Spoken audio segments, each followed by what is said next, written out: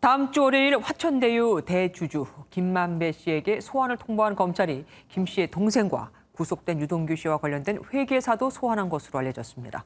화천대유 측이 성남도시개발공사에 심어놨다는 의혹을 받고 있는 인물입니다.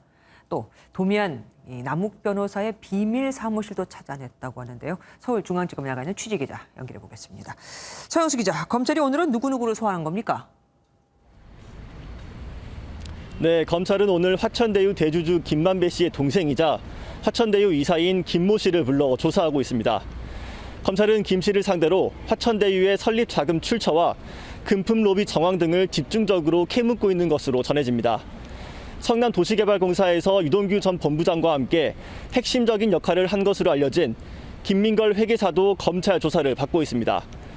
김 회계사는 화천대유 측이 성남도시개발공사의 심은 인사라는 의혹을 받고 있는데 검찰은 김 회계사를 상대로 초과이익 환수 조항을 삭제한 이유 등에 대해 따져보고 있습니다. 구속 상태인 유동규 전 본부장 역시 어제에 이어 오늘도 검찰 조사를 받고 있습니다.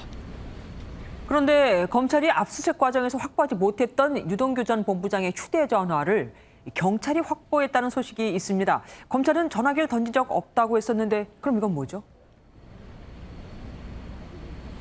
네, 경기 남부경찰청 전담수사팀은 어제 유 전 본부장의 휴대전화를 찾았다고 밝혔습니다.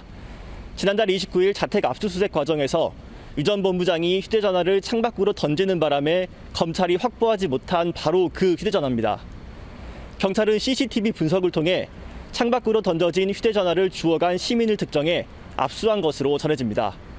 핵심 증거를 확보한 만큼 유 전 본부장을 상대로 한 조사에 탄력이 붙을 것으로 보입니다. 경찰은 오늘 천화동인 1호 이한성 대표도 피의자 신분으로 불러 천화동인 1호의 실소유주가 누구인지, 배당금이 어디에 쓰였는지 등을 조사하고 있습니다. 다시 검찰로 가보죠. 검찰이 이번 의혹 중심에 있는 또 다른 인물인 남욱 변호사의 임시 사무실을 찾아냈다고요? 네, 검찰은 최근 천화동인 4호 실소유주인 남욱 변호사의 임시 사무실을 압수수색했습니다. 앞서 진행한 천화동인 4호 압수수색 당시 사무실이 비어 있어서 자료를 확보하지 못했는데 이번에 자료가 있는 비밀 사무실을 찾아낸 겁니다.